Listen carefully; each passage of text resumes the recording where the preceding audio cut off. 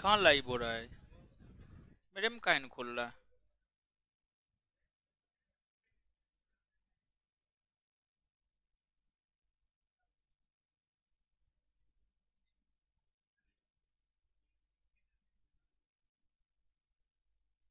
चलिए, पॉलिटी सिर्फ पॉलिटी वाले सेक्शन में नहीं खुलता है। सिर्फ पॉलिटी वाले सेक्शन में नहीं खुलता है।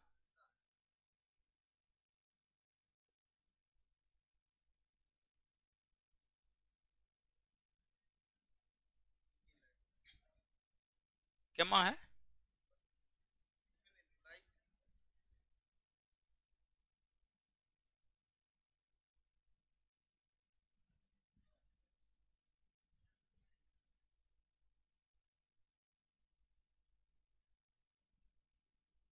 चलिए, हमको पता नहीं चल रहा था। लेट नहीं हुआ है, क्लास का टाइमिंग आप लोग का थोड़ा सा चेंज हो गया है। ठीक है, 7:30 बजे से हो गया है। हाँ, लेट हो गया है। ठीक है, 7:30 बजे में भी लेट हो गया है। 7:30 बजे से क्लास का टाइमिंग हो गया है। ऑनलाइन वाले लोगों को बोल रहे हैं। आइए। है, आप लोग के कारण ऐसा हो रहा है। हाँ, 7 बजे से पढ़ाइए। 7 बजे से पढ़ाइए।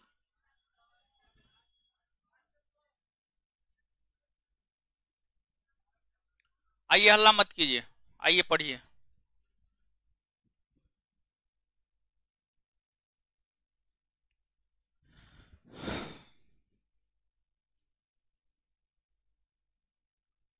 अनुच्छेद 29 पढ़ा रहे थे। हाँ, छूटा हुआ है, हमको पता है। ठीक है, आप करके आए हैं, लिख के लाए हैं। दीजिए, कॉपी दीजिए। दीजिए ना, कॉपी दीजिए ना, बोले थे ना लिख करके लाने के लिए। आए, लिखे नहीं है तो मुंह देख करके आए हैं।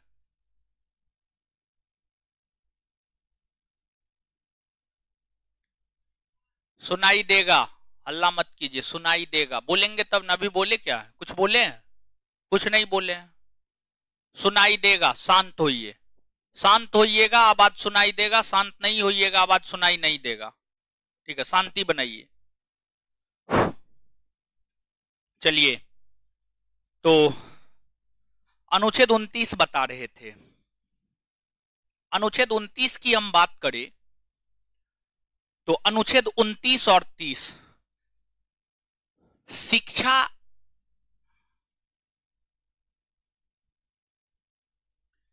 शिक्षा एवं संस्कृति का अधिकार। शिक्षा एवं संस्कृति के अधिकार की चर्चा है अनुच्छेद 29 और अनुच्छेद 30 में। अनुच्छेद 29 और अनुच्छेद 30 में अगर हम अनुच्छेद 29 की बात करें तो अनुच्छेद 29 अल्पसंख्यक। पिछले क्लास में हम आपको अल्पसंख्यक और बहुसंख्यक क्लियर किए थे।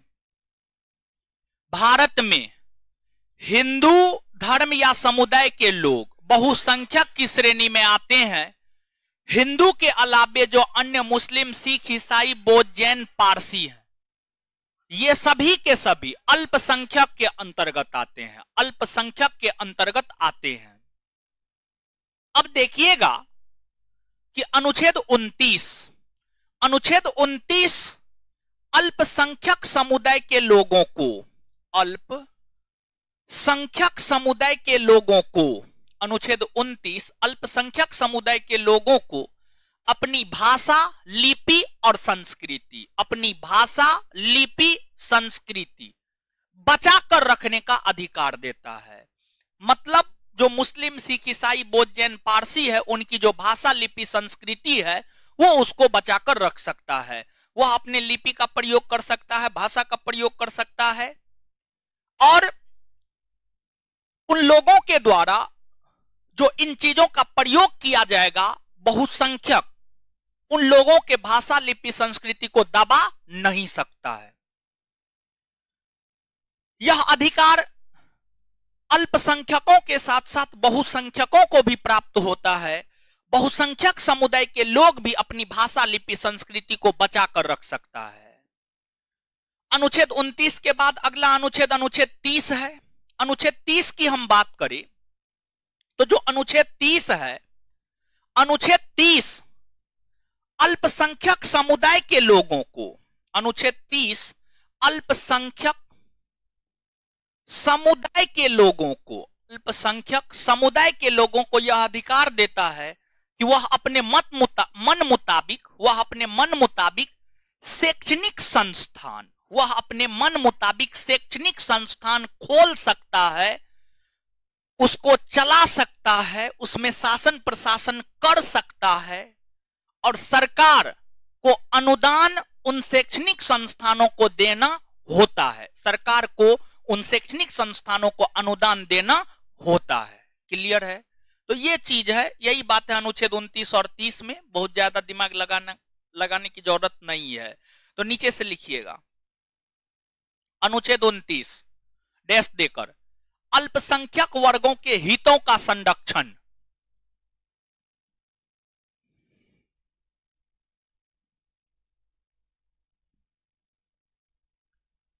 अल्पसंख्यक वर्गों के हितों का संरक्षण, अल्पसंख्यक वर्गों के हितों का संरक्षण,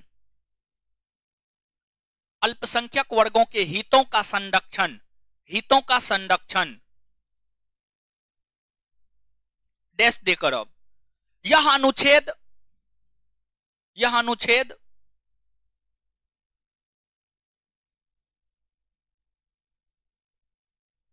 अल्पसंख्यक समुदाय के लोगों को, अल्पसंख्यक समुदाय के लोगों को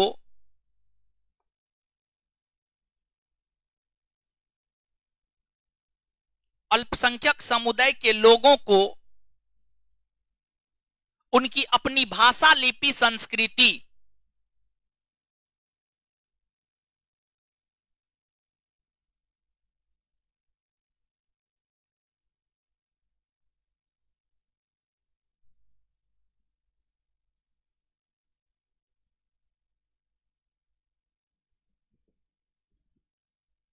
यह अनुच्छेद अल्पसंख्यक समुदाय के लोगों को उनकी भाषा, लिपि, संस्कृति, भाषा, लिपि, संस्कृति को बचाकर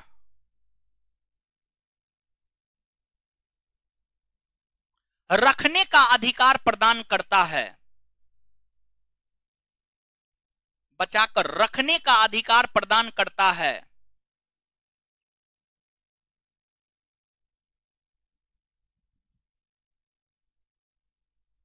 अनुच्छेद 30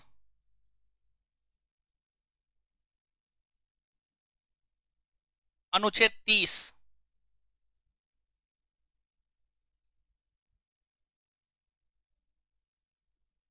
डैश देकर अल्पसंख्यक समुदाय के लोगों को,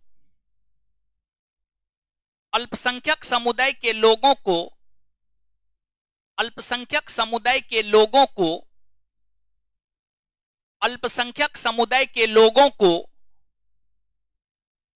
अपने मन मुताबिक, अपने मन मुताबिक, अपने मन मुताबिक शैक्षणिक संस्थान खोलने, अपने मन मुताबिक शैक्षणिक संस्थान खोलने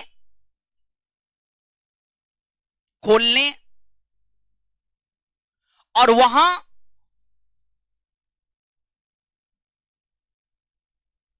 वहां शासन प्रशासन करने का, और वहां शासन प्रशासन करने का अधिकार प्रदान करता है, और वहां शासन प्रशासन करने का अधिकार प्रदान करता है।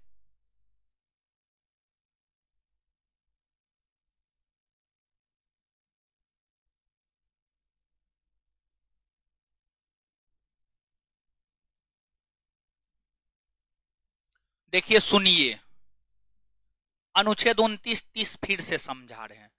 अल्पसंख्यक बहुसंख्यक आप समझे हैं, इसमें कोई दौड़ाई नहीं है। अल्पसंख्यक बहुसंख्यक समझते हैं कि नहीं समझते? अल्पसंख्यक का मतलब है? जिसकी संख्या कम हो। अब बहुसंख्यक जिसकी संख्या ज्यादा हो। भारत में कौन बहुसंख्यक में आता? उसके अलावा सब किस में आता?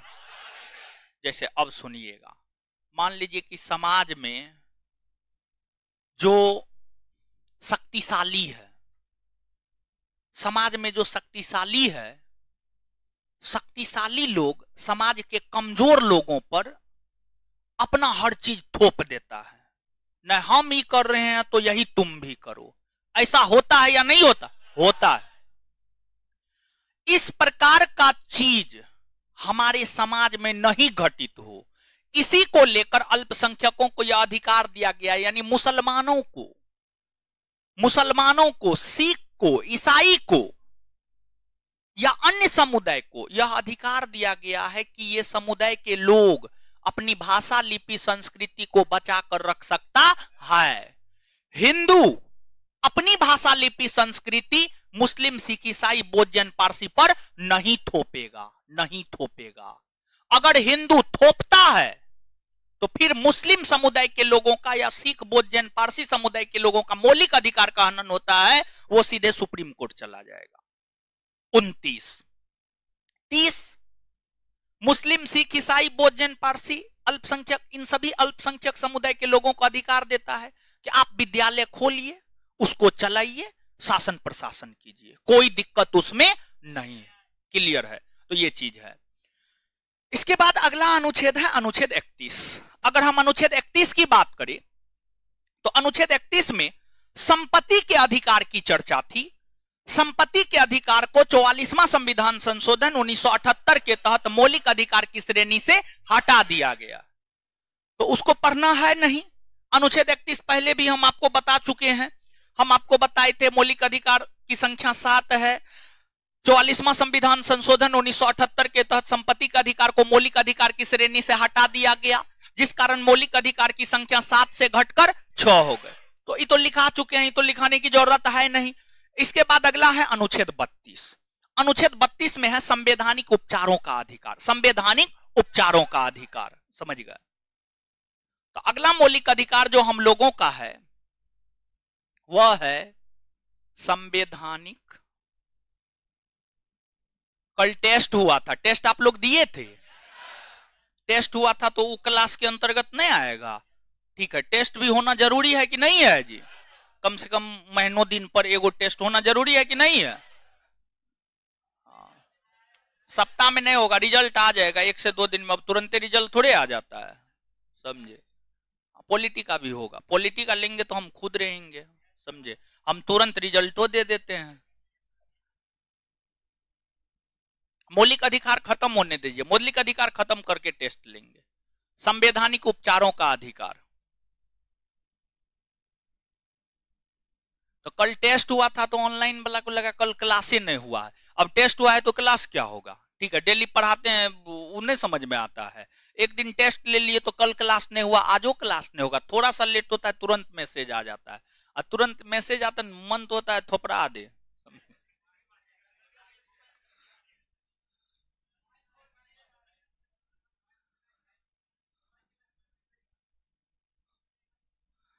नहीं, 2 मिनट बर्दाश्त नहीं होता। सुनिए, पंखा क्या किए हो? पंखा हवा का दे रहा है।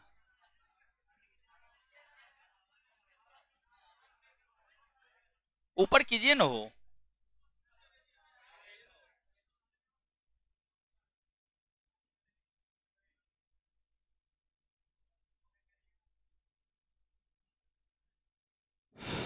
चलिए,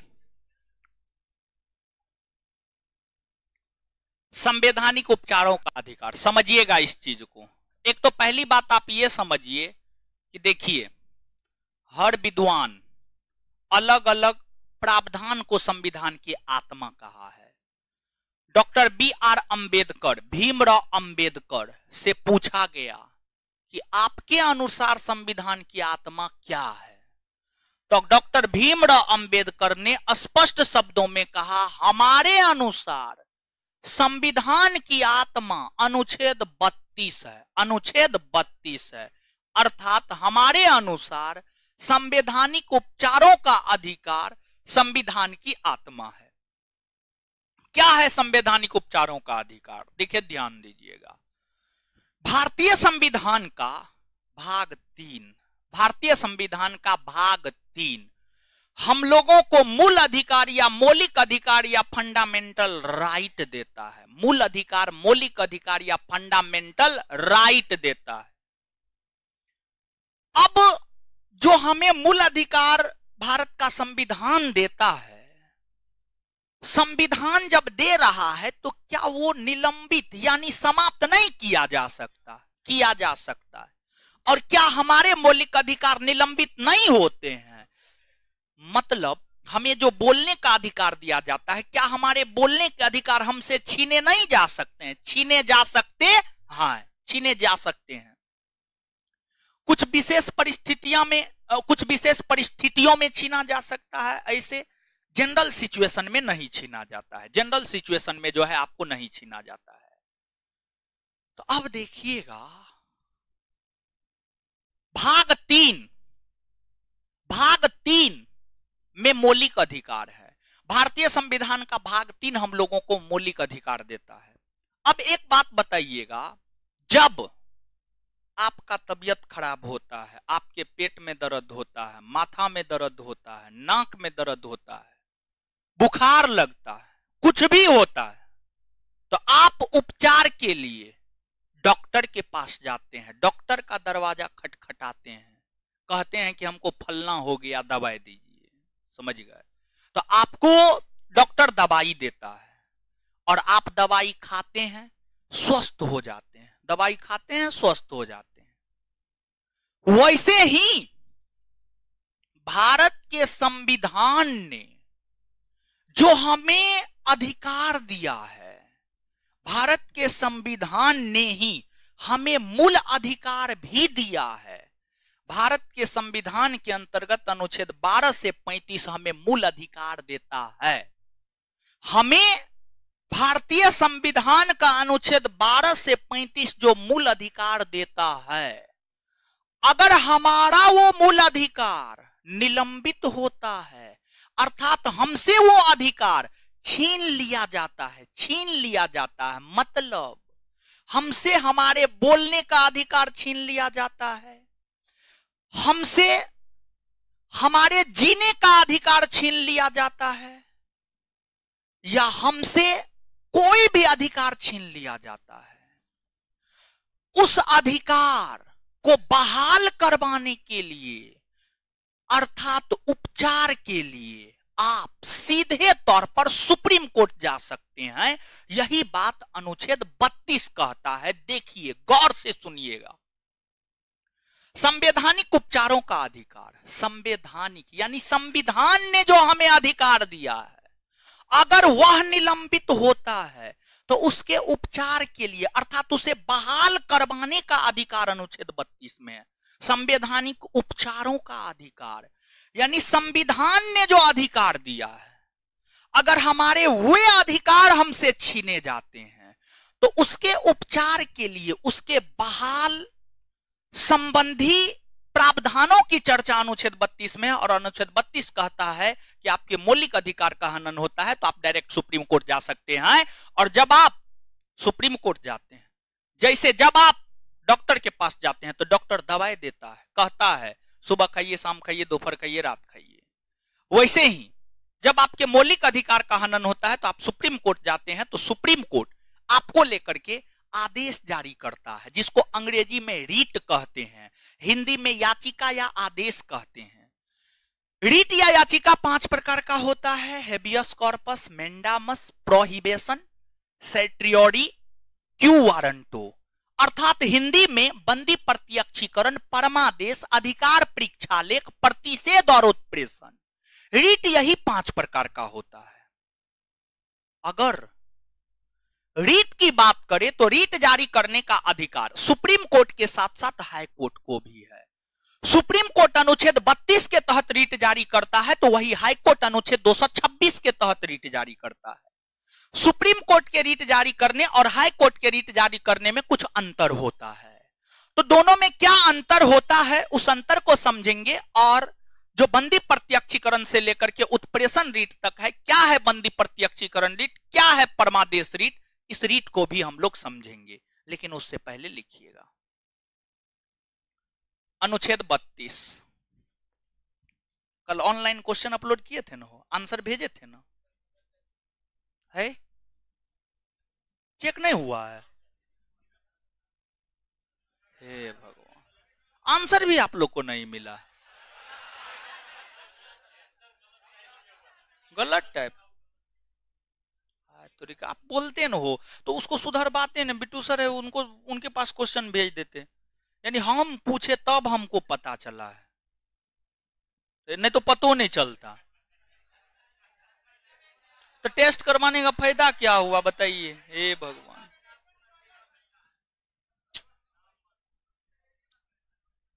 मेरा तो बैच था, हम बैच ले रहे थे, हमको तो लगा 5 से 7 वाला टेस्ट बहुत अच्छा से हो गया था, उसमें कोई दिक्कत नहीं था, हमको लगा कि 5 से 7 हो ही गया, 7 से 9 भी हो जाएगा, समझे? हे भगवान।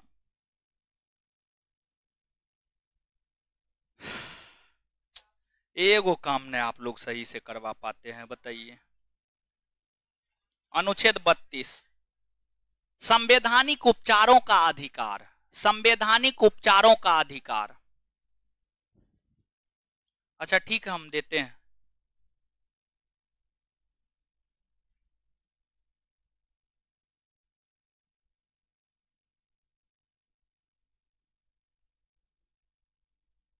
आर्टिकल 31 लिखवा दिए, शुरू में ही लिखवाए हैं नो, तो अब काहे के लिए लिखवाएंगे?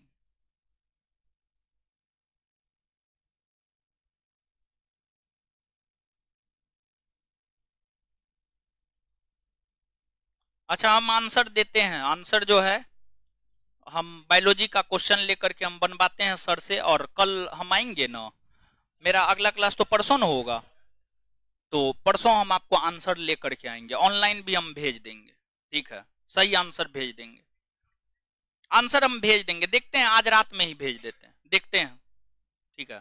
देखते हैं, होगा तो टेलीग्राम पे भेज देंगे, ठीक? क्वेश्चन अगर ले लेते हैं, क्वेश्चन लेकर के एक क्वेश्चन आप हमको दे दीजिएगा, क्वेश्चन है, क्वेश्चन एगो दे दीजिएगा, ठीक है? हम आंसर बनवा करके टेलीग्राम पे भेज देंगे, ऑनलाइन भी हम, ऑनलाइन वाले भी टेलीग्राम पे देख लीजिएगा, आंसर हम लिख देंगे, बायोलॉजी टेस्ट डेट लिख देंगे, आंसर लिख देंगे, ठीक है? अनुच्छेद 32 डैश देकर संवैधानिक उपचारों का अधिकार,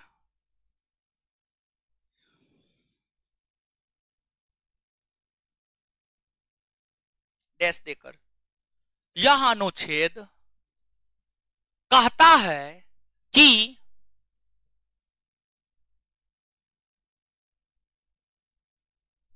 यह अनुच्छेद कहता है कि कहता है कि कहता है कि भारतीय संविधान ने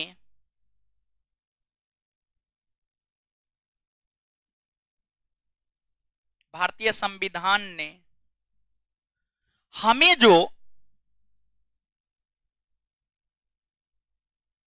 मूल अधिकार दिए हैं, हमें जो मूल अधिकार दिए हैं, भारतीय संविधान ने हमें जो मूल अधिकार दिए हैं,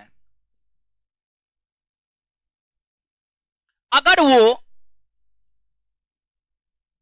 वो निलंबित होता है, अगर वो निलंबित होता है तो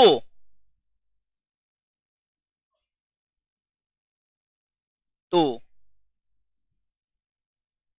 तो उसको बहाल करवाने के लिए, उसको बहाल करवाने के लिए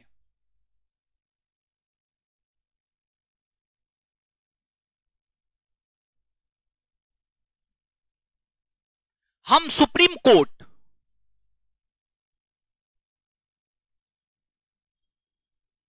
जा सकते हैं,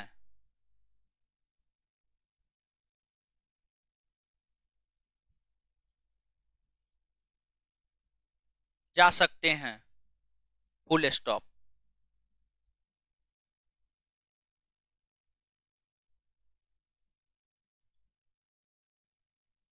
डॉक्टर भीमराव अंबेडकर के अनुसार, उसी में कंटिन्यू, उसी में डॉक्टर भीमराव अंबेडकर के अनुसार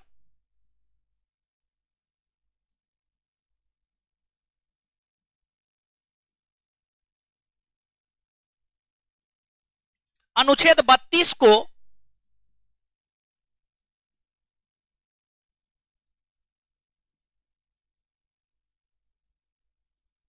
संविधान का आत्मा एवं हृदय, संविधान का आत्मा एवं हृदय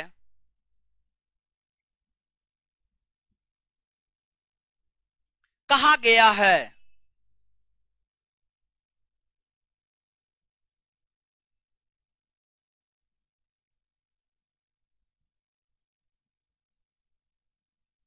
कहा गया है।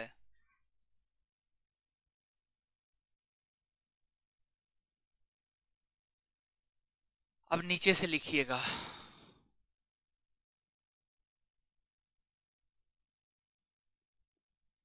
नीचे से लिखिएगा।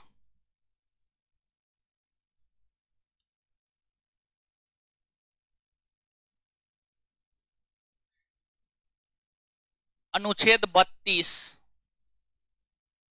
अनुच्छेद 32 के तहत सुप्रीम कोर्ट, अनुच्छेद 32 के तहत सुप्रीम कोर्ट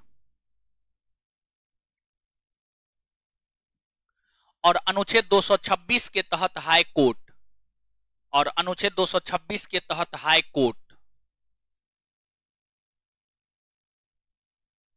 हाई कोर्ट मौलिक अधिकार को बहाल करवाने के लिए, मौलिक अधिकार को बहाल करवाने के लिए REET, WRIT REET, WRIT REET, WRIT REET जारी करता है। WRIT रीट जारी करता है।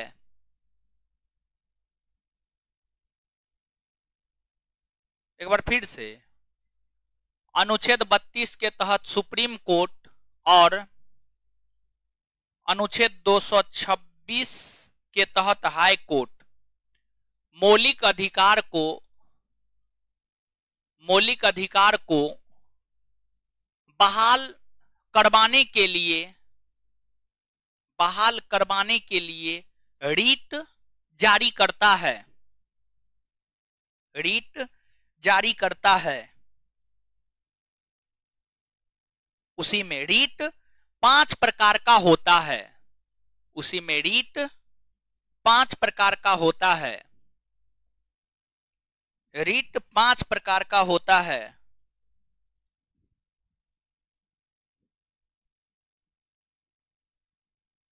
रीट 5 प्रकार का होता है। 1 नंबर में बंदी प्रत्यक्षीकरण,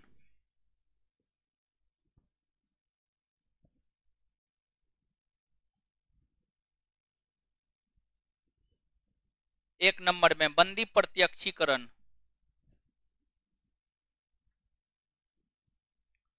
1 नंबर में बंदी प्रत्यक्षीकरण, English habeas corpus,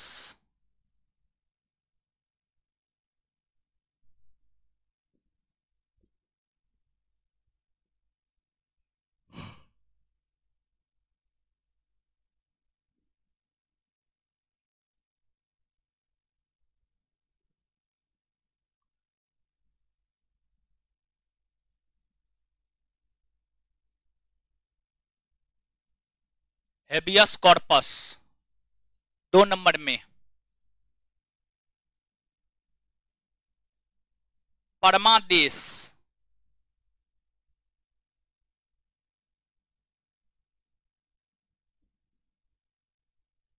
मेंडामस,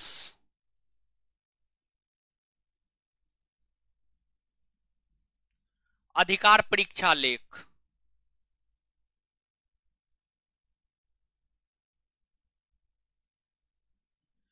quo warranto,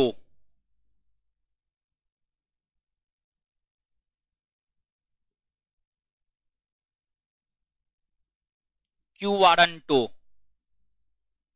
इसके बाद आगे प्रतिषेध।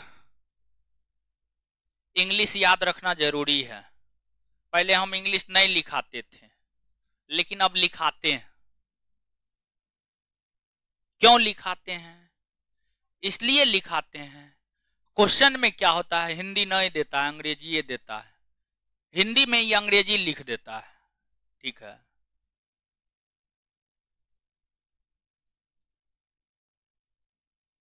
प्रोहिबिशन। आगे उत्प्रेषण।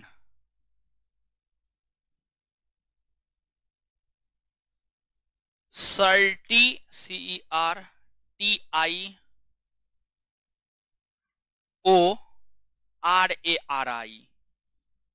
सर्टियोरी। सर्टियोरी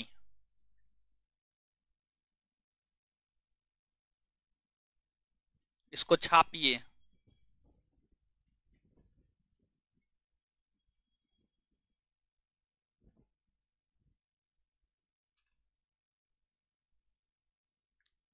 बंदी प्रत्यक्षीकरण, हेबियस कॉर्पस, परमादेश, मेंडामस, अधिकार परीक्षा ले, क्यू वारंटो, प्रतिषेध, प्रोहिबिशन, उत्प्रेषण, सर्टियोरी। याद रखिएगा अंग्रेजी। अब देखिएगा, अब सुनिएगा, अब समझिएगा, समझने वाला चीज है। देखिए ध्यान दीजिएगा भाई लोग,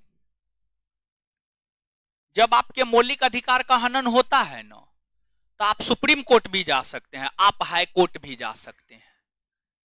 हाई कोर्ट 226 के तहत रीट जारी करता है और सुप्रीम कोर्ट अनुच्छेद 32 के तहत रीट जारी करता है। अनुच्छेद 32 के तहत रीट जारी करता है।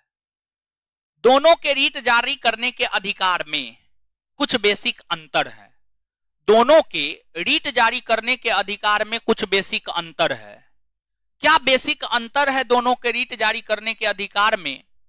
तो बेसिक अंतर यह है, सुप्रीम कोर्ट जो रीट जारी करता है, पूरे देश के भीतर एकमात्र सुप्रीम कोर्ट है। पूरे देश के भीतर एकमात्र सुप्रीम कोर्ट है, जो कि नई दिल्ली में स्थित है। और सुप्रीम कोर्ट पूरे देश को लेकर रीट जारी करता, पूरे भारतवर्ष को लेकर रीट जारी करता है। सुप्रीम कोर्ट पूरे भारतवर्ष अर्थात पूरे देश को लेकर रीट जारी करता है। पूरे देश को लेकर रीट जारी करता है। सुप्रीम कोर्ट जो रीट जारी करता है वह पूरे भारतवर्ष में लागू होता है। पूरे भारतवर्ष में, उत्तर में कश्मीर से लेकर दक्षिण में कन्याकुमारी, पूरब में अरुणाचल प्रदेश से लेकर पश्चिम में गुजरात, पूरे भारतवर्ष में सुप्रीम कोर्ट का रीट जारी होता है। लेकिन हाँ, उस सब में भी होता है, ठीक है। लेकिन अगर हम हाई कोर्ट की बात करें तो वर्तमान समय में हमारे देश के भीतर टोटल 25 हाई कोर्ट है। 2 पर 5 25, 25। प्रत्येक राज्य का अपना अपना हाई कोर्ट है। बिहार का अपना हाई कोर्ट है, उत्तर प्रदेश का अपना हाई कोर्ट है, झारखंड का अपना हाई कोर्ट है, बंगाल का अपना हाई कोर्ट है। हर राज्य का अपना हाई कोर्ट है। अब मान लीजिए, क्या कर रहे हैं आप?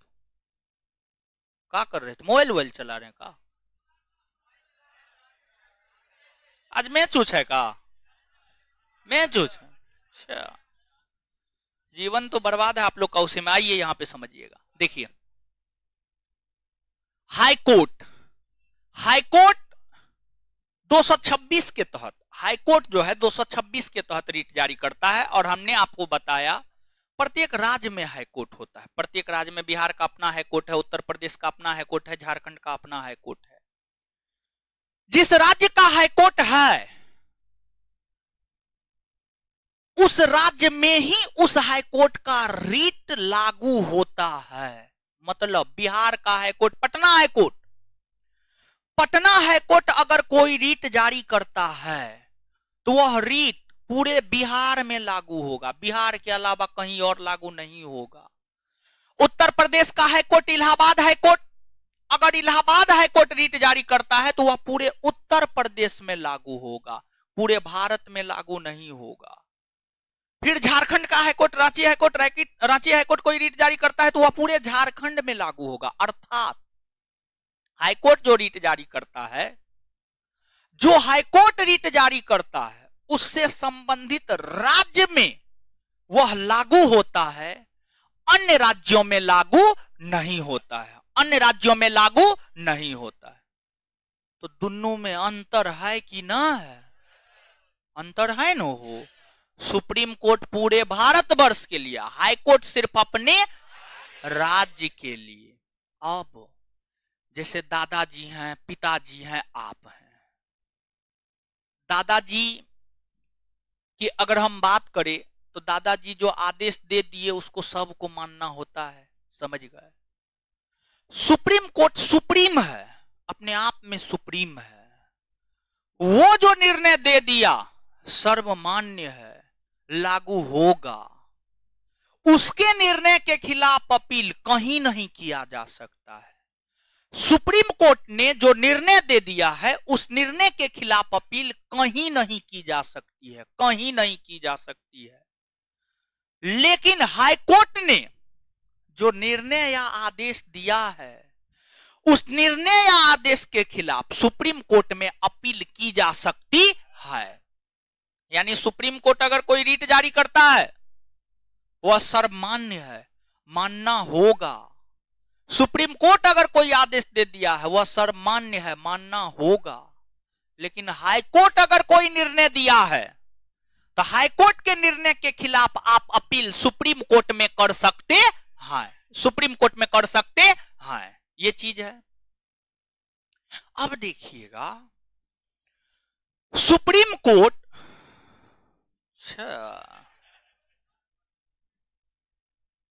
हे भगवान, मोबाइल एक आध गो चुराएगा, चिंता मत कीजिए, आज छोड़ रहे हैं। मोबाइल क्लासरूम में नहीं बजना चाहिए, मोबाइल वाइब्रेट नहीं रहना चाहिए। बताइए आज तक हम आपके क्लास में कभी फोन रिसीव किए हैं? मेरा मोबाइल कभी बजा है? हो ये नहीं सकता। सुबह से लेकर शाम तक किसी क्लास में मेरा मोबाइल नहीं बज सकता है। जब हम मोबाइल खरीदते हैं ना उसी रोज मोबाइल को पूरा साइलेंट मोड में डाल देते हैं, और जब तक खराब नहीं रहता वो पूरा साइलेंट मोड, वाइब्रेशन में भी नहीं डालते हैं, पूरा म्यूट मोड में डाल देते हैं। समझ गए? अरे हम टीचर हैं, मेरा काम पढ़ाना है, समझ गए? तो प्राथमिक स्तर पर हम पढ़ाने को रखते हैं, सेकेंडरी स्तर पर मोबाइल या अन्य चीजों को रखते हैं, समझ गए?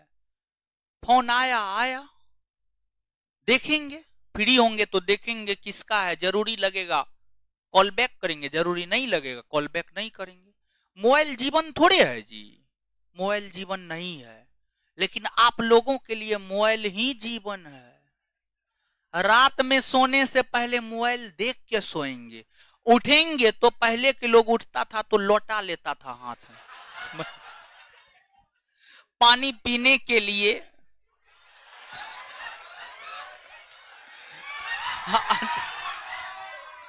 आज के डेट में जब लोग उठता है तो सबसे पहले मोबाइल देखता है। किसी का मैसेज तो नहीं आ गया, किसी का कॉल तो नहीं आ गया, अब व्हाट्सएप स्टेटस देखेगा, समझे? मां बकलोल हैं आप लोग का कुछ नहीं हो सकता। चलिए सुनिए सुप्रीम कोर्ट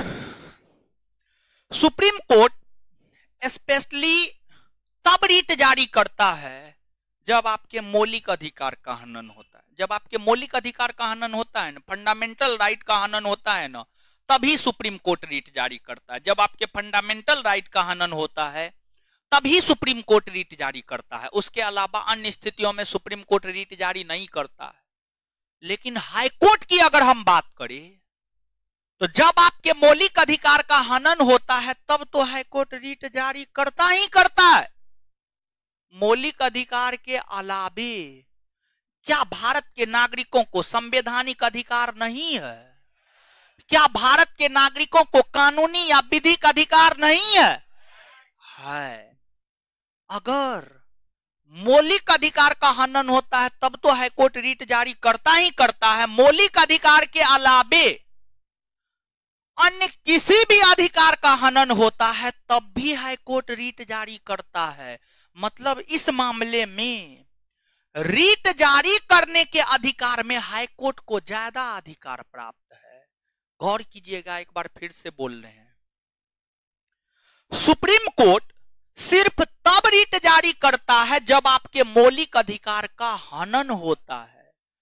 हाईकोर्ट तब रीट जारी करता है जब आपके मौलिक अधिकार का हनन होता है। साथ ही साथ हाईकोर्ट तब भी रीट जारी कर सकता है जब आपके संवैधानिक, कानूनी, विधिक या अन्य किसी भी अधिकार का हनन होता है, तब भी हाईकोर्ट रीट जारी कर सकता है। तो सुप्रीम कोर्ट के रीट जारी करने के अधिकार और हाईकोर्ट के रीट जारी करने के अधिकार में कुछ अंतर नजर आया? हाँ या ना? नीचे से लिखिएगा।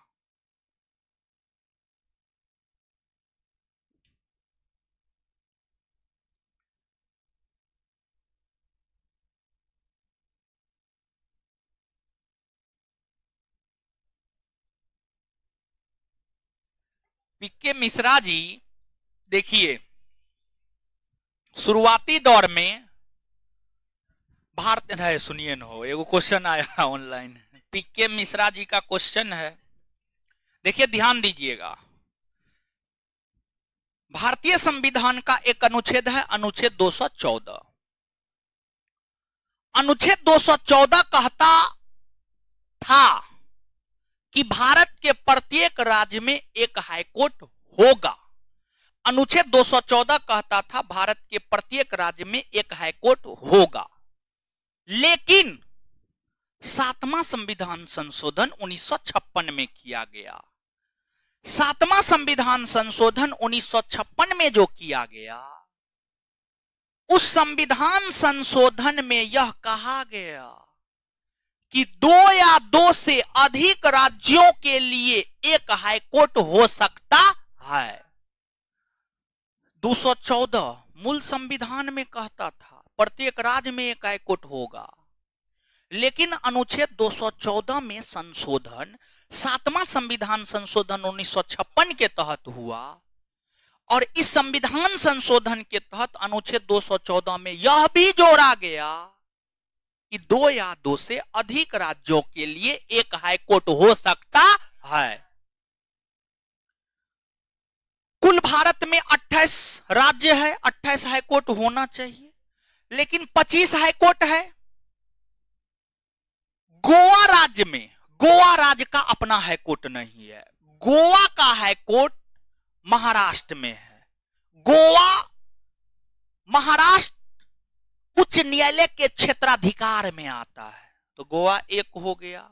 इसके बाद अरुणाचल प्रदेश, नागालैंड, मिजोरम, अरुणाचल प्रदेश, नागालैंड, मिजोरम, ये 3 राज्यों में भी अपना हाईकोर्ट नहीं है। ये 3 राज्यों में भी अपना हाईकोर्ट नहीं है। इन 3 राज्यों का हाईकोर्ट असम के गुवाहाटी हाईकोर्ट के क्षेत्राधिकार में आता है। तो 2 या 2 से अधिक राज्यों के लिए एक हाईकोर्ट हो सकता है, और ऐसा मुंबई हाईकोर्ट है, फिर जो है आपको ये गुवाहाटी हाईकोर्ट है, फिर आपको एक है चंडीगढ़ हाईकोर्ट, जिसके क्षेत्राधिकार में पंजाब और हरियाणा दोनों आता है। यही कारण है कि 28 हाईकोर्ट नहीं है, बल्कि 25 ही हाईकोर्ट है, 25 ही हाईकोर्ट है। अब पीके मिश्रा जी, आपको कुछ समझ में आना चाहिए। अगर नहीं आया है तो इंतजार कीजिए, न्यायपालिका पढ़ाएंगे, हाईकोर्ट पढ़ाएंगे, और भी समझ में आएगा। लिखिएगा,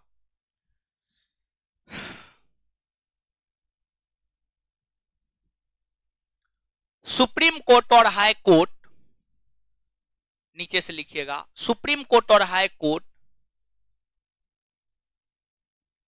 सुप्रीम कोर्ट और हाई कोर्ट के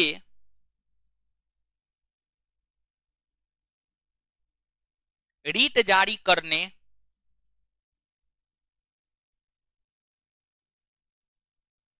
के संबंध में अंतर, सुप्रीम कोर्ट और हाई कोर्ट के रीट जारी करने के संबंध में अंतर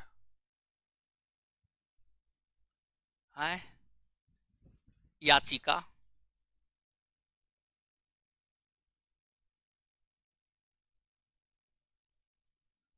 अब एगो पूछ रहा है केंद्र शासित प्रदेश के लिए क्यों नहीं है, हाईकोर्ट क्यों नहीं है?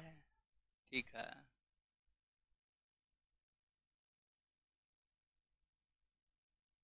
ऋचा आर्या जी बता तो दिए किस किस राज्य का नहीं है। गोवा का अपना नहीं है, असम सॉरी अरुणाचल प्रदेश, नागालैंड, मिजोरम का अपना नहीं है।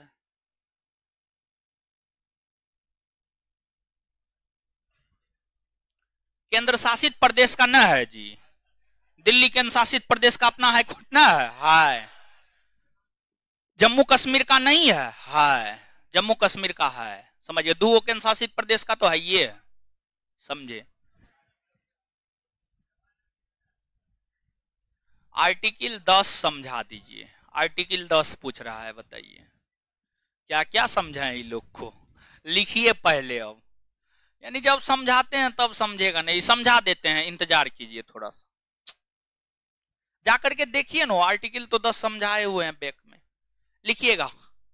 दो गो कॉलम बनाइएगा, एक में लिखिएगा सुप्रीम कोर्ट, दूसरे में हाई कोर्ट।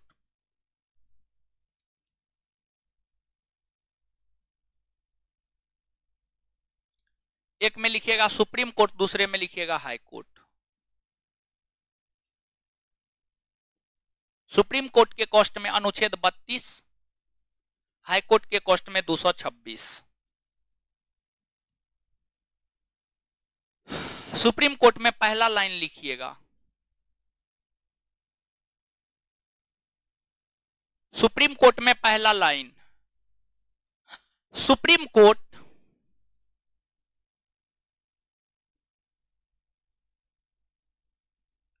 पूरे भारतवर्ष के लिए, सुप्रीम कोर्ट पूरे भारतवर्ष के लिए, सुप्रीम कोर्ट पूरे भारतवर्ष के लिए रीट जारी करता है, रीट जारी करता है।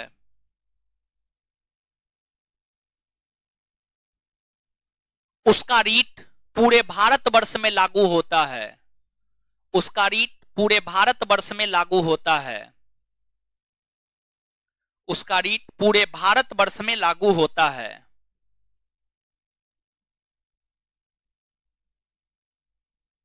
हाई कोर्ट में लिखिएगा, हाई कोर्ट, हाई कोर्ट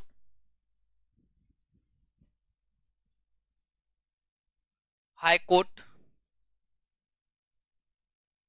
संबंधित राज्य के क्षेत्राधिकार को लेकर, हाई कोर्ट संबंधित राज्य के क्षेत्राधिकार को लेकर, संबंधित राज्य के क्षेत्राधिकार को लेकर रीट जारी करता है।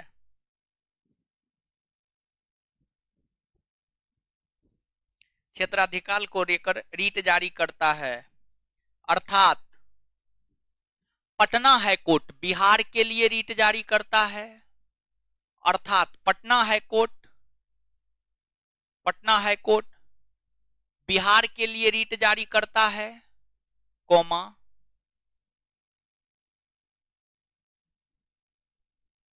Comma comma Allahabad high court Uttar Pradesh के लिए रीट जारी करता है, पटना हाई कोर्ट बिहार के लिए रीट जारी करता है, coma Allahabad high court Uttar Pradesh के लिए रीट जारी करता है, इत्यादि।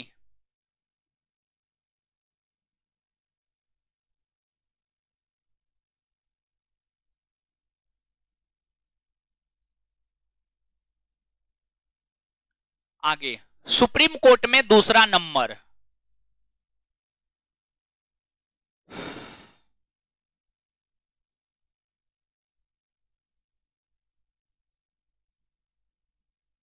सुप्रीम कोर्ट का निर्णय सर्वमान्य होता है, सुप्रीम कोर्ट का निर्णय सर्वमान्य होता है, सर्वमान्य होता है, उसके खिलाफ, उसके खिलाफ, उसके खिलाफ अपील, उसके खिलाफ अपील नहीं की जा सकती है, उसके खिलाफ अपील नहीं की जा सकती है।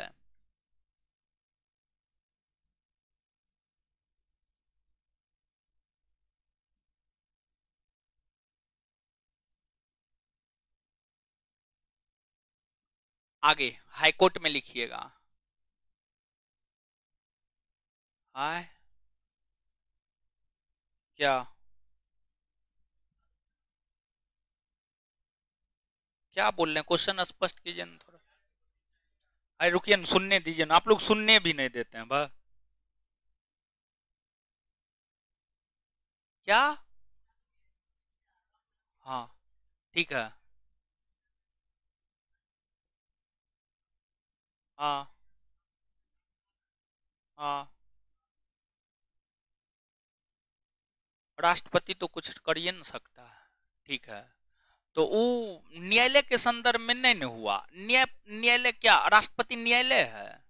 राष्ट्रपति तो क्षमादान कर सकता है, लेकिन अनुच्छेद 72 के तहत राष्ट्रपति न्यायपालिका के अंतर्गत नहीं ना आएगा।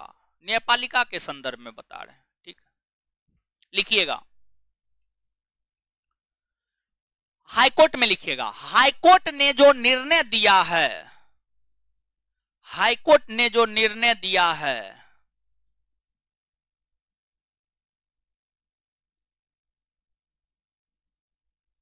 ठीक तो है। बैकग्राउंड सब दिन के तरह तो आज भी बैकग्राउंड है।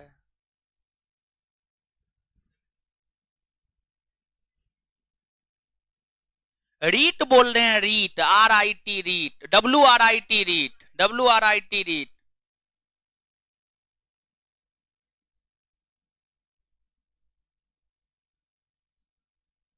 अरे हम रीट बोल रहे हैं तो यहां सलोनी जायसवाल समझ रही है टिक। हे भगवान, कहां ध्यान रहता है। आप लोग भी टिक सुने हैं?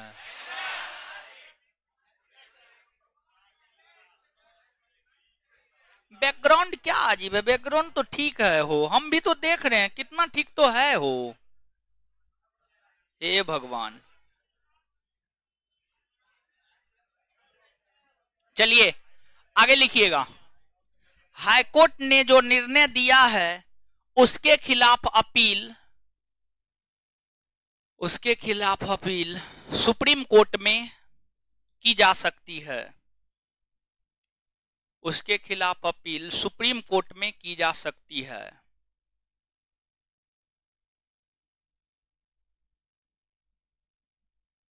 आगे सुप्रीम कोर्ट लिखिएगा। सुप्रीम कोर्ट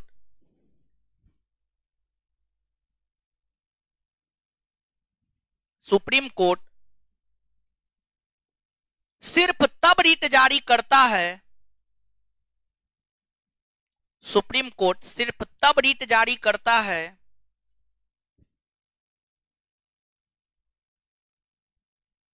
जब जब मौलिक अधिकार का हनन होता है, जब मौलिक अधिकार का हनन होता है।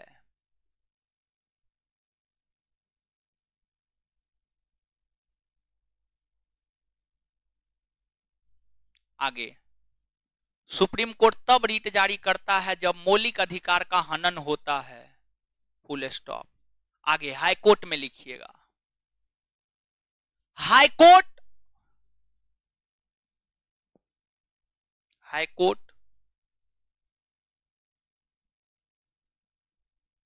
हाईकोर्ट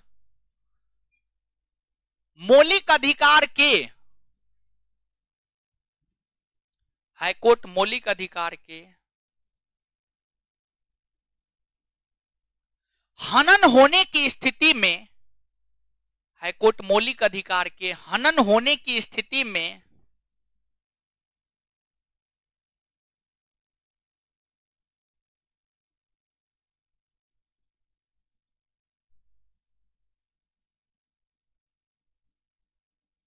हाईकोर्ट मौलिक अधिकार के हनन होने की स्थिति में रीट जारी करता ही है, रीट जारी करता ही है।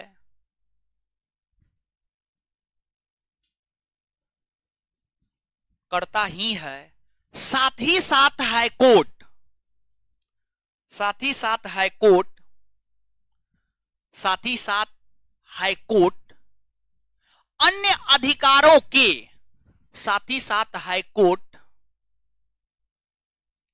साथ ही साथ हाईकोर्ट, अन्य अधिकारों के, साथ ही साथ हाईकोर्ट अन्य अधिकारों के हनन होने की स्थिति में भी, साथ ही साथ हाईकोर्ट अन्य अधिकारों के, अन्य अधिकारों के, अन्य अधिकारों के हनन होने की स्थिति में भी, अन्य अधिकारों के हनन होने की स्थिति में भी रीट जारी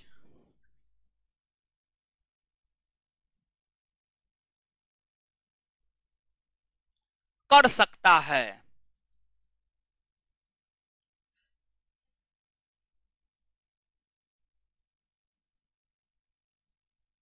विकास जी ग्रेजुएशन हो गया है, ग्रेजुएशन जिसका हो जाता है उसी को हम अपने हॉस्टल में रखते हैं।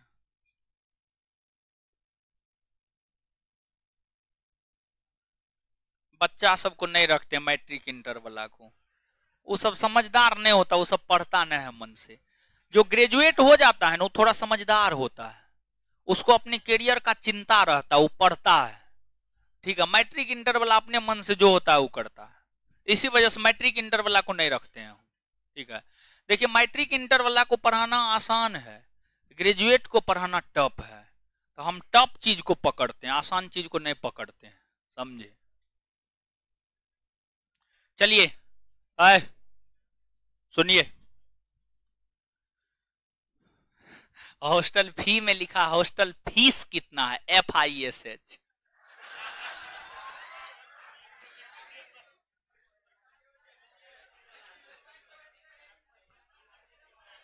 खैर गलती हो सकता है, टाइपिंग मिस्टेक होगा, ठीक है, टाइपिंग मिस्टेक है। चलिए हाँ क्या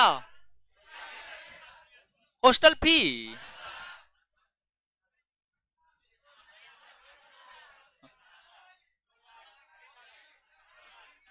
बहुत है, बहुत कम है बकलू।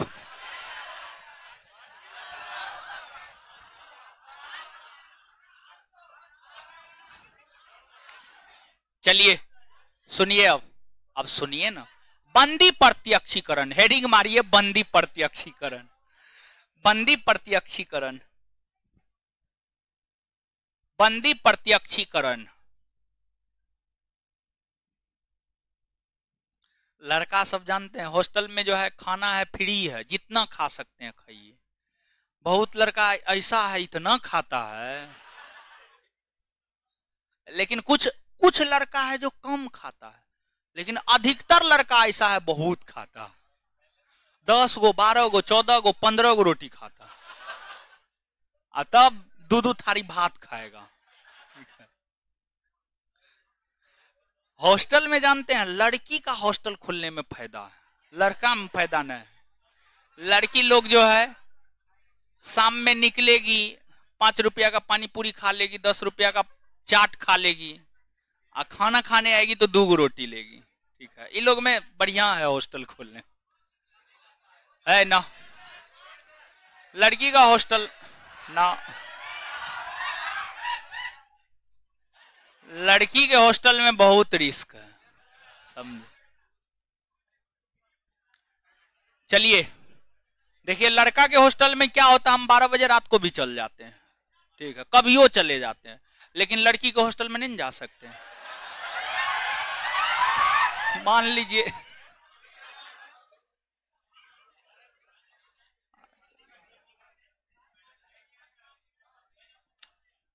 सब मिट गया, अच्छा कोई बात नहीं है।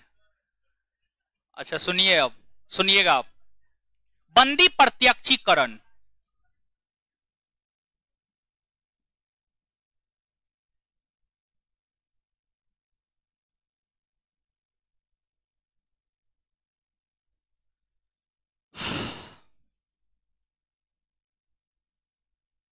देखिए ध्यान दीजिएगा, इसका अर्थ होता है सशरीर प्रस्तुत करना, सशरीर प्रस्तुत करना, इसका अर्थ होता है सशरीर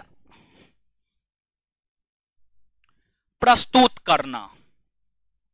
देखिए ध्यान दीजिएगा, यह रीट किसी व्यक्ति को लेकर तब जारी किया जाता है जब उसे लगता है कि उसे अवैध रूप से गिरफ्तार किया गया है, अर्थात गलत तरीका से गिरफ्तार किया गया है। अगर किसी व्यक्ति को यह लगता है कि उसे अवैध रूप से गिरफ्तार किया गया है, तो न्यायालय गिरफ्तार करने वाले अधिकारी को यह आदेश देता है कि आप गिरफ्तारी के 24 घंटा के भीतर व्यक्ति को सशरीर प्रस्तुत कीजिए, ताकि न्यायालय विचार विमर्श कर सके कि व्यक्ति निर्दोष है या दोषी। अगर व्यक्ति निर्दोष है तो उन्हें छोड़ दिया जाएगा, अगर दोषी है तो उन्हें जेल भेज दिया जाएगा, उन्हें जेल भेज दिया जाएगा। और जो बंदी प्रत्यक्षीकरण रीट है, इस रीट के माध्यम से यह रीट दो मौलिक अधिकार को संरक्षण प्रदान करता है। दो मौलिक अधिकार को संरक्षण प्रदान करता है। पहला अनुच्छेद 21 और दूसरा अनुच्छेद 22। अनुच्छेद 22, अनुच्छेद 21 और अनुच्छेद 22, ये दो मौलिक अधिकार को संरक्षण बंदी प्रत्यक्षीकरण रीट प्रदान करता है। देखिए ध्यान दीजिएगा, अनुच्छेद 21 में क्या है? स्वाभिमान के साथ, गरिमा के साथ जीवन जीना। लेकिन अगर आपको पकड़कर पुलिस हाजत में बंद कर देता है, तो क्या आप हाजत में स्वाभिमान के साथ जीवन जी सकते हैं? हाजत में सब चीज एक के जगह करना होता है। कभी जो है हाजत जाने का मौका मिला है? नहीं मिला। हाँ, तो गलत धंधों नहीं करना है, समझ गए। हम तो कभी गए नहीं हैं, लेकिन लोग रहा है उसको जाकर के कुछ कुछ पहुंचाए हैं। देखते हैं बेचारा का बड़ी खराब हाल रहता। जेल बढ़िया है, हाजत खत्म चीज है, समझे। जेल ठीक है, समझे। हाजत और जेल में बहुत अंतर होता है। हाजत जेल दोनों एक ही है, दोनों में अंतर होता है नो। आप लोग जानते हैं कि नहीं जानते हैं? हे भगवान, नहीं जानते हैं तो जानना भी ना है।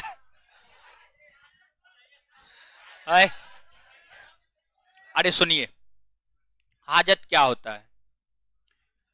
यानी थाना में किसी अपराधी को अल्प समय के लिए रखने हेतु जो कारागार होता है उसी को हाजत कहते हैं। कोई दोषी व्यक्ति जिसको 10 वर्ष 5 वर्ष का सजा सुना दिया गया है, उसको जहां रखा जाता है उसको हम लोग जेल कहते हैं, समझ गए। जेल में हर सुख सुविधा आपको मिलेगा, अपना बैरक रहेगा।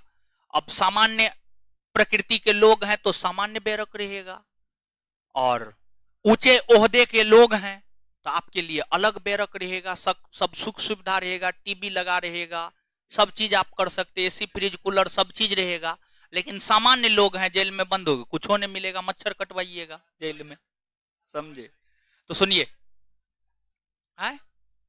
हाजत में खाना नहीं, हाजत में खाना होना नहीं मिलता, हाजत में खाना मिलेगा। हाजत में जो आपका लोग है वो अपना खाना पहुंचा देता है। हाजत में पुलिस खाना नहीं देता है, ठीक है, कुछ नहीं देता है, समझिए। अब पानी पिला देगा, समझे। चाय देता है? कभी गए हैं क्या? बकलोल, यानी सेवा करेगा वो अपराधी का। हाजत में पुलिस सेवा करेगा, डंडा से नहीं सेवा करेगा। सुनिए ना भाई महाराज, आप लोग तो कहीं और ही अटका देते हैं हमको। सुनिए, तो अनुच्छेद 21 में है गरिमा में पूर्ण जीवन जीने का अधिकार, और जब आपको गिरफ्तार कर बंद कर दिया जाता है तो आप गरिमा में पूर्ण जीवन जी सकते हैं? नहीं जी सकते। अनुच्छेद 22 गिरफ्तारी के विरुद्ध संरक्षण। अनुच्छेद 22 तीन प्रकार का संरक्षण देता। पहला ये देता है गिरफ्तारी का कारण जान सके। दूसरा 24 घंटा के भीतर न्यायालय में प्रस्तुत। यहां पर भी 24 घंटा के भीतर न्यायालय में प्रस्तुत करने की बात करता है। मतलब अनुच्छेद 22 को संरक्षण देता है, देता है। समझ गए? तो याद रखिएगा। तो नीचे से लिखिएगा बंदी प्रत्यक्षीकरण, हेबियस कॉर्पस। बंदी प्रत्यक्षीकरण, हेबियस कॉर्पस। एगो लड़का लिख रहा है सर हम जेल में थे, डेली चिकन खाते थे।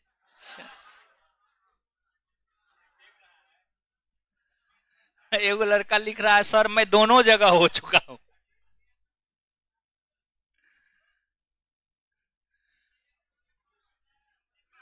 चलिए लिखिए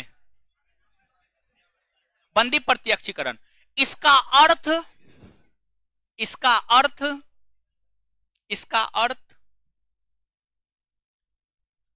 सशरीर प्रस्तुत करना होता है। इसका अर्थ सशरीर, हे भगवान पूरा चोरिए करके पास किए। इसका अर्थ सशरीर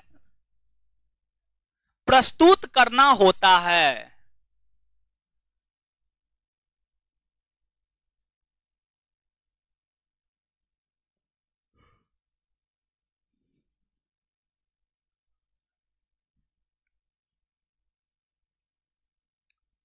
यह रीट जारी करते, उसी में कंटिन्यू, यह रीट जारी करते हुए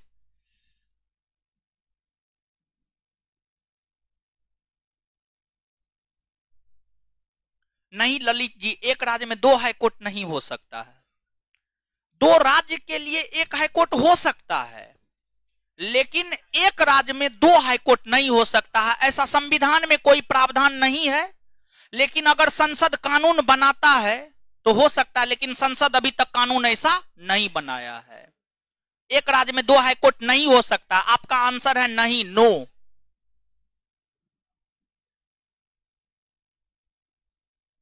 लिखिएगा इसका अर्थ सशरीर प्रस्तुत करना होता है। यह रीट जारी करते हुए न्यायालय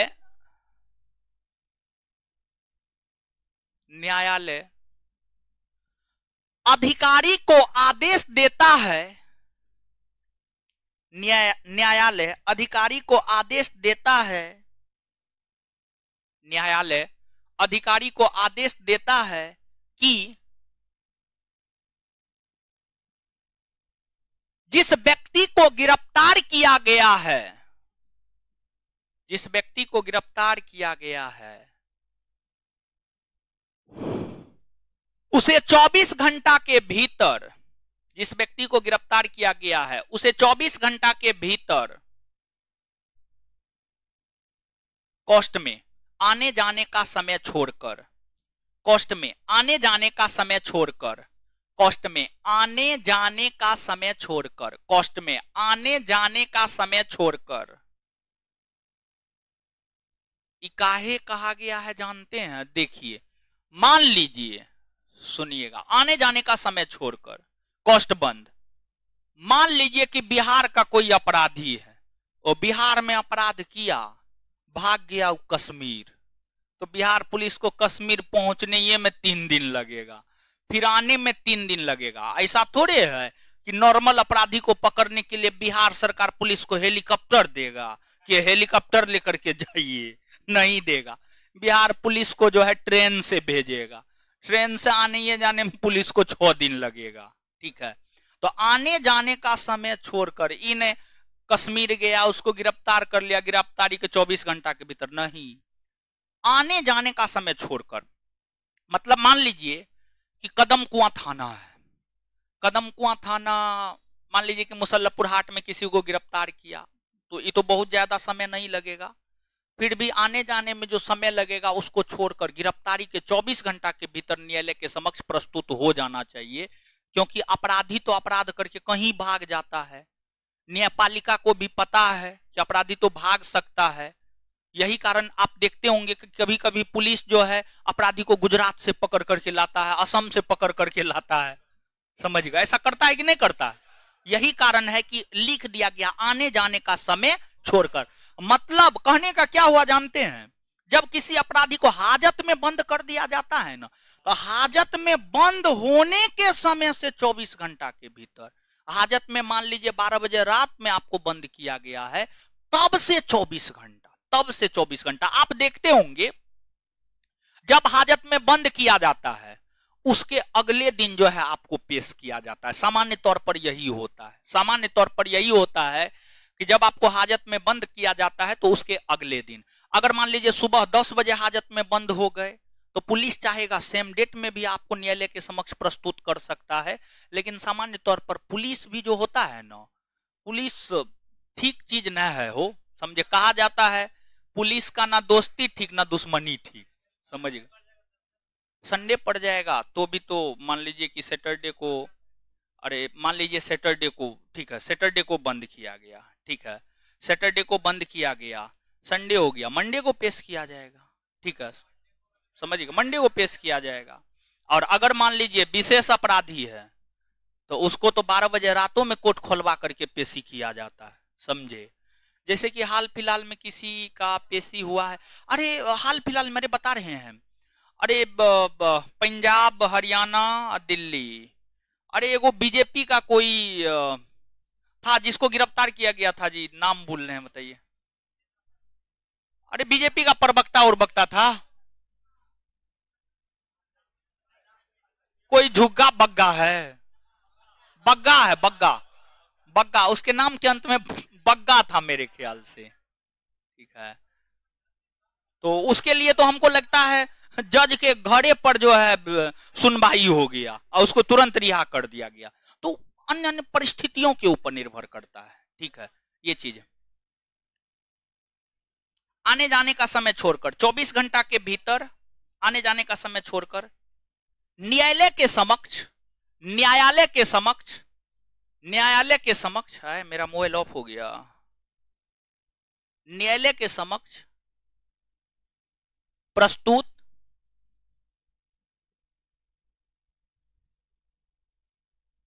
देखते रहिएगा मेरा मोबाइल ऑफ हो रहा है, 5% चार्ज है।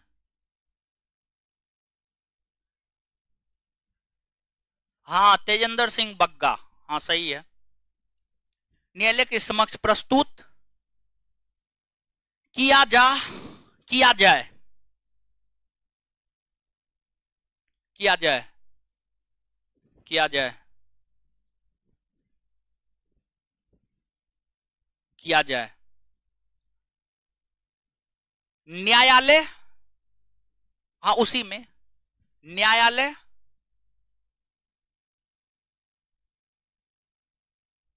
विचार करने के बाद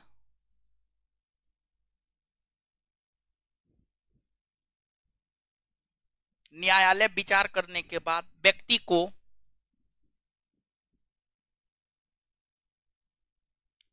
दोषी पाने पर, व्यक्ति को दोषी पाने पर, दोषी पाने पर जेल भेज देता है, जेल भेज देता है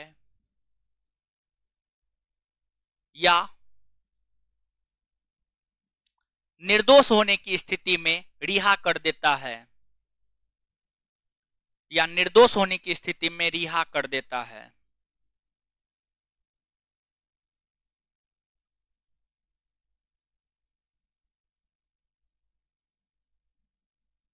रिहा कर देता है, फुल स्टॉप।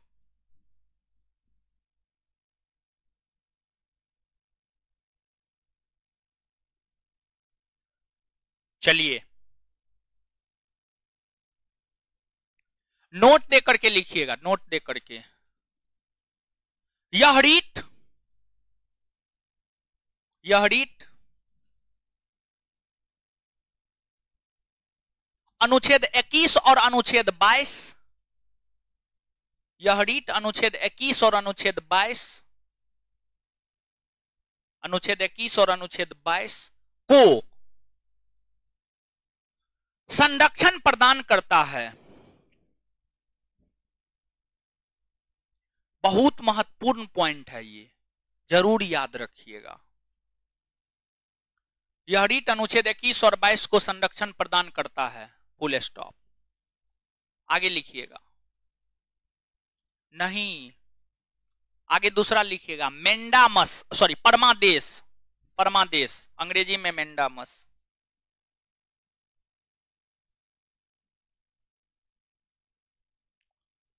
परमादेश, मेंडामस, MENDAMUS, मेंडामस।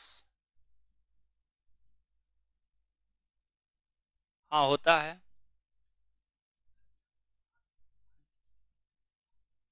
बाट में हाई कोर्ट है, बट मार फटा से ठीक कर देंगे। व्यवहार न्यायालय होगा, डिस्ट्रिक्ट कोर्ट होगा, पागल है का हो। हाँ, तो अगर मान लिया जाए कोई डिस्ट्रिक्ट बड़ा होता है तो वहां पर एक से अधिक डिस्ट्रिक्ट कोर्ट हो सकता है, एक से अधिक व्यवहार न्यायालय हो सकता है।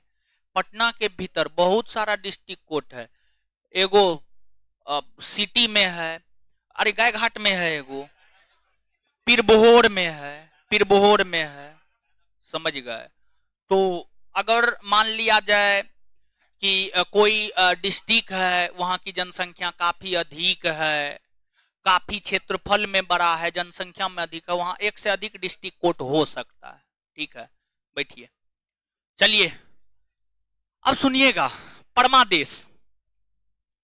परमादेश का अर्थ होता है हम आदेश देते हैं, हम आदेश देते हैं, इसका अर्थ होता है। देखिए, यह रीट कब जारी किया जाता है?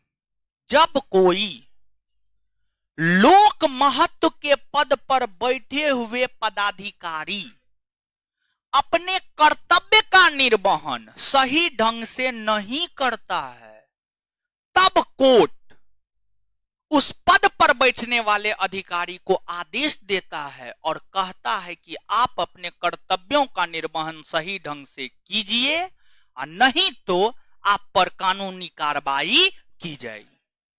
कहने का मतलब ये हुआ कि मान लिया जाए आपको बिहार का सचिव बना दिया गया, आप बिहार के सचिव हैं। बिहार सचिव, बिहार का सचिव बिहार का सबसे बड़ा प्रशासनिक पद है। अगर आप उस पद पर हैं और आप अपना काम नहीं कर रहे हैं, पद पर हैं, आप अपने घर में बैठे हुए हैं, आप अपनी बीवी को लेकर छुट्टी मनाने के लिए मसूरी चले गए, मान लिया जाए। अगर कोर्ट को पता चलता है कि आप अपने काम का निर्वहन नहीं कर रहे हैं, तो कोर्ट आपको लेकर, न्यायालय आपको लेकर तुरंत आदेश जारी करेगा और कहेगा कि आप अपना काम कीजिए, आप अपना काम सही ढंग से कीजिए। इसी को तो परमादेश कहा जाता है। और यहां पर ध्यान से याद रखिएगा, राष्ट्रपति को लेकर परमादेश रीट जारी नहीं किया जा सकता है, राज्यपाल को लेकर परमादेश रीट जारी नहीं किया जा सकता है, किसी प्राइवेट व्यक्ति को लेकर परमादेश रीट जारी नहीं किया जा सकता है। अर्थात राष्ट्रपति को आदेश नहीं दिया जा सकता है। राष्ट्रपति बन गया, काम करेगा करेगा, नहीं करेगा नहीं करेगा, उसको आदेश नहीं दे सकता है कोई। राज्यपाल कोई है, काम करने का मन है करेगा, नहीं मन है नहीं करेगा, राज्यपाल को आदेश नहीं दिया जा सकता है। राष्ट्रपति, राज्यपाल और प्राइवेट व्यक्ति, ये तीन को लेकर परमादेश रीट जारी नहीं किया जा सकता है। उसके अलावा अन्य को लेकर परमादेश रीट जारी किया जा सकता है। अगर मान लिया जाए प्रधानमंत्री या मुख्यमंत्री भी अपने पद पर है और अपने कर्तव्य का निर्वहन नहीं कर रहा है, तो उसको लेकर जारी हो सकता है, लेकिन राष्ट्रपति राज्यपाल को लेकर जारी नहीं हो सकता। याद रखिएगा। तो नीचे से लिखिएगा परमादेश। इसका शाब्दिक अर्थ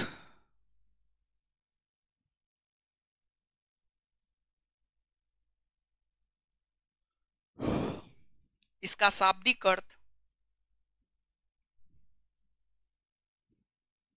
हम आदेश देते हैं। इसका शाब्दिक अर्थ हम आदेश देते हैं, होता है। इसका शाब्दिक अर्थ हम आदेश देते हैं, होता है।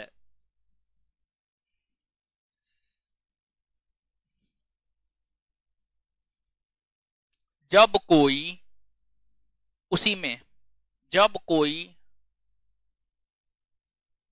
लोक महत्व के पद पर बैठे हुए पदाधिकारी, जब कोई लोक महत्व के पद पर बैठे हुए पदाधिकारी, जब कोई लोक महत्व के पद पर बैठे हुए पदाधिकारी अपने कर्तव्यों का निर्वहन,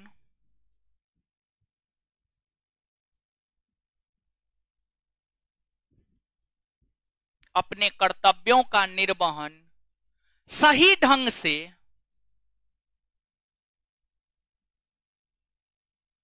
नहीं करता है,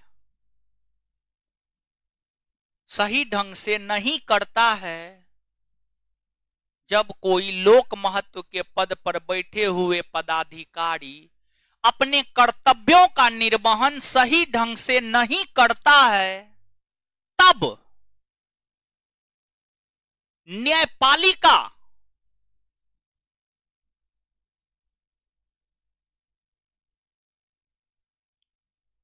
उस पदाधिकारी को, तब न्यायपालिका उस पदाधिकारी को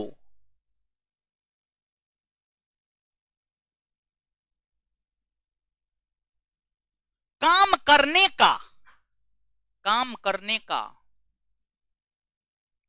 आदेश देता है।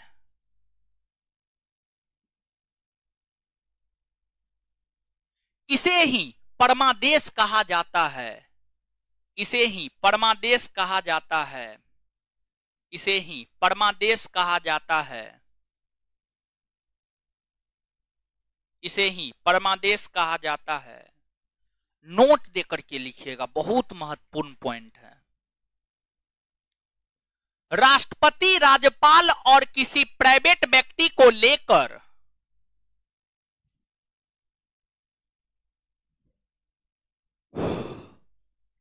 राष्ट्रपति, राज्यपाल और किसी प्राइवेट व्यक्ति को लेकर, राष्ट्रपति, राज्यपाल और किसी प्राइवेट व्यक्ति को लेकर परमादेश रीट, परमादेश रीट जारी नहीं हो सकता है, परमादेश रीट जारी नहीं हो सकता है।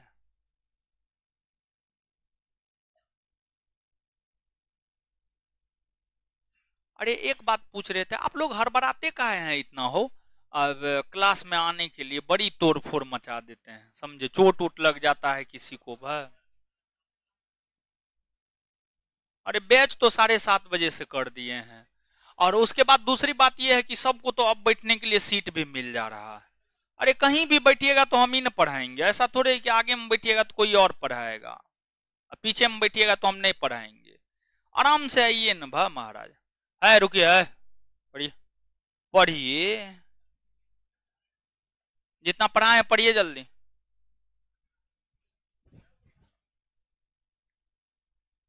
है पढ़िए, है पीछे वाले। तब याद नहीं होता है तो याद नहीं होता है, परीक्षा में क्वेश्चन नहीं बनेगा तो कहेगा क्वेश्चन नहीं बनता है। अभी बोल रहे हैं पढ़ने के लिए तो पढ़िएगा नहीं, पढ़िए।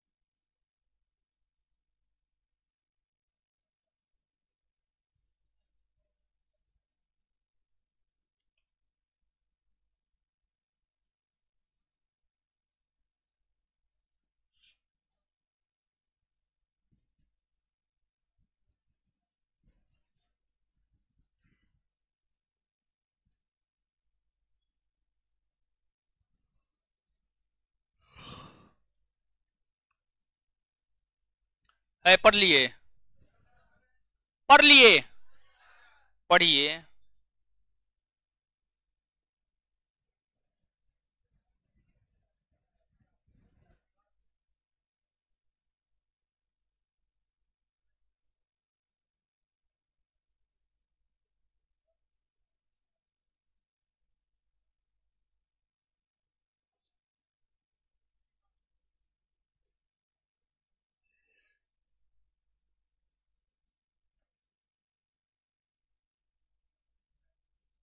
देखिए उधर दांत निकाल रहे हैं, बोले हैं पढ़ने के लिए, निकाल लीजिए।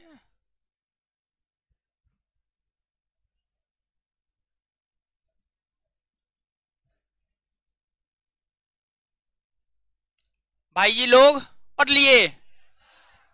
चलिए, अल्पसंख्यक वर्ग के हितों का संरक्षण, अनुच्छेद। अल्पसंख्यक वर्ग के लोगों को शैक्षणिक संस्थान खोलने और प्रसार, अनुच्छेद 31 में क्या था? वर्तमान में है केमा संविधान संशोधन के तहत? 44वां संविधान संशोधन 1900, संवैधानिक उपचारों का अधिकार, अनुच्छेद। अंबेडकर साहब के अनुसार संविधान की आत्मा एवं हृदय, अनुच्छेद। अच्छा, जब आपके मौलिक अधिकार का हनन होता है तो आप सुप्रीम कोर्ट जाते हैं? High court? सुप्रीम कोर्ट कौन अनुच्छेद के तहत? अनुच्छेद 32। High court 226। सुप्रीम कोर्ट पूरे भारतवर्ष के लिए रिट जारी करता है, हाई कोर्ट संबंधित राज्य के लिए। सुप्रीम कोर्ट के निर्णय के खिलाफ कहीं अपील किया जा सकता है? हाई कोर्ट के निर्णय के खिलाफ किया जा सकता है? हाँ, कहां? Supreme court. सुप्रीम कोर्ट सिर्फ तब रिट जारी करता है जब किस अधिकार का? मौलिक अधिकार। हाई कोर्ट तब रिट जारी करता है जब मौलिक अधिकार साथ ही साथ अन्य अधिकार का भी। आगे बताइएगा, रिट कितने प्रकार का? बंदी प्रत्यक्षीकरण का शाब्दिक अर्थ सशरीर प्रस्तुत करना, सशरीर। बंदी प्रत्यक्षीकरण का शाब्दिक अर्थ परमादेश का शाब्दिक अर्थ हम आदेश देते हैं। बंदी प्रत्यक्षीकरण के माध्यम से कौन से दो मौलिक अधिकार की रक्षा होती? 21 और परमादेश रिट किसको किसको लेकर जारी नहीं होता है? चलिए आज इतना ही, इससे आगे अगले क्लास में हमको निकलने दीजिए, तब निकल जाइएगा। धन्यवाद आप सभी का।